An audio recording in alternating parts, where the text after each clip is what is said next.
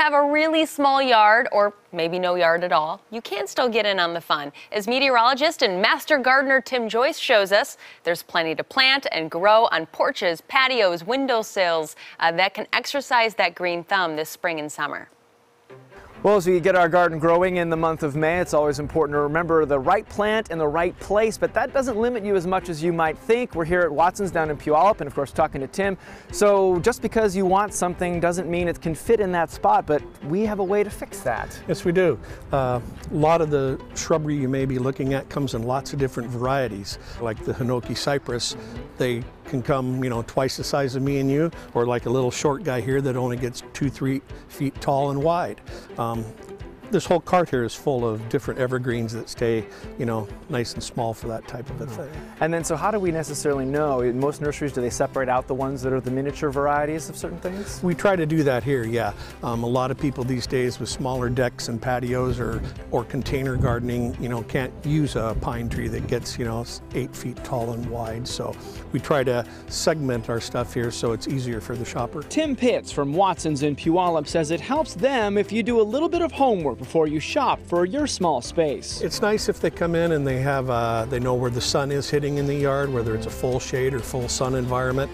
With any of the plants we sell here, good drainage, especially in the Pacific Northwest, is a must. Container gardens have a lot of pluses. They're movable and can really mix up some plants in a small space that can have similar watering and sun needs. The three things are structure, color, and height.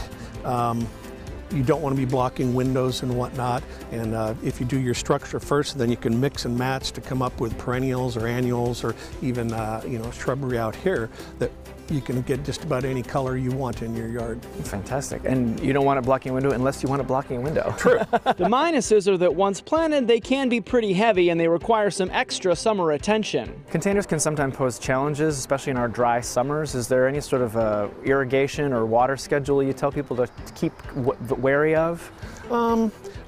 During the summer here, we're watering every day. The sun comes in and hits the side of the pot or the container, and besides the plant taking up moisture, it really wicks a lot of water. Tell them to keep an eye on it almost daily when we get into the warm temperatures of summer. And some weather watching in our winters is necessary too. If we get down into the 20s for numerous days, then you really need to wrap the planter or get it up under cover somewhere, not so much for the top of the plant, but the root system can actually freeze in the pot or container. Plants can also be of some help when your small space is a bit too cozy to someone else's small space. A lot of people now with the smaller houses and more densely populated areas, a lot of people are looking for screening for their patio. So you could go with a small emerald green arborvitae. A lot of people are going to bamboo in small containers or wooden planters for privacy on decks and whatnot. And even food can be grown in those small spots. We have a lot of dwarf fruiting plants now. We have dwarf raspberries, dwarf blueberries,